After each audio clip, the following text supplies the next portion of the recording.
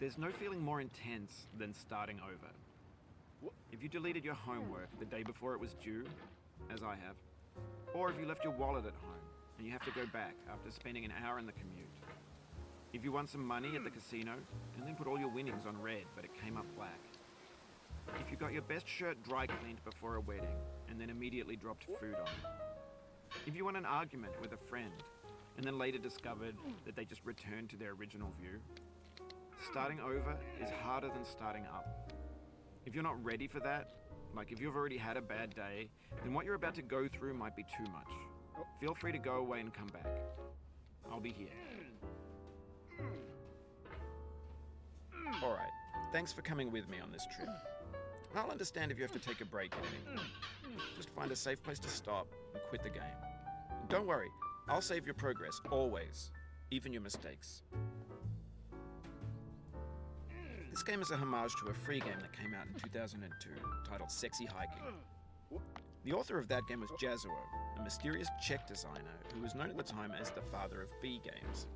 And B games are rough assemblages of found objects. Designers slap them together very quickly and freely, and they're often too rough and unfriendly to gain much of a following. They're built more for the joy of building them than as polished products. In a certain way, Sexy Hiking is the perfect embodiment of a B game. It's built almost entirely out of found and recycled parts, and it's one of the most unusual and unfriendly games of its time. In it, your task is simply to drag yourself up a mountain with a hammer.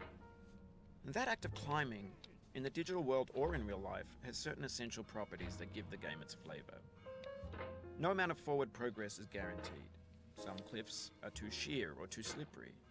And the player is constantly, unremittingly in danger of falling and losing everything.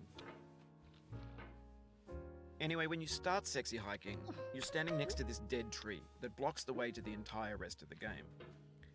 It might take you an hour to get over that tree, and a lot of people never got past it. You prod and you poke at it, exploring the limits of your reach and your strength, trying to find a way up and over.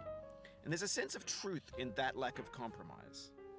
Most obstacles in video game worlds are fake. You can be completely confident in your ability to get through them once you have the correct method or the correct equipment or just by spending enough time.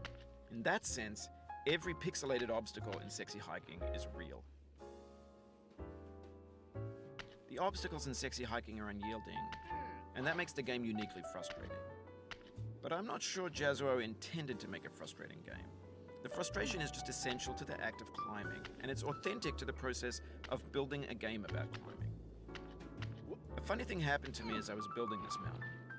I'd have an idea for a new obstacle, and I'd build it, test it, and it would usually turn out to be unreasonably hard.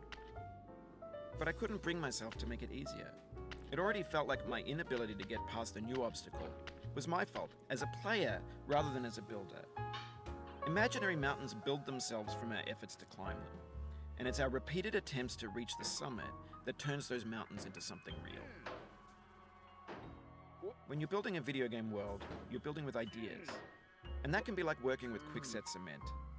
You mold your ideas into a certain shape that can be played with, and in the process of playing with them, they begin to harden and set until they're immutable, like rock.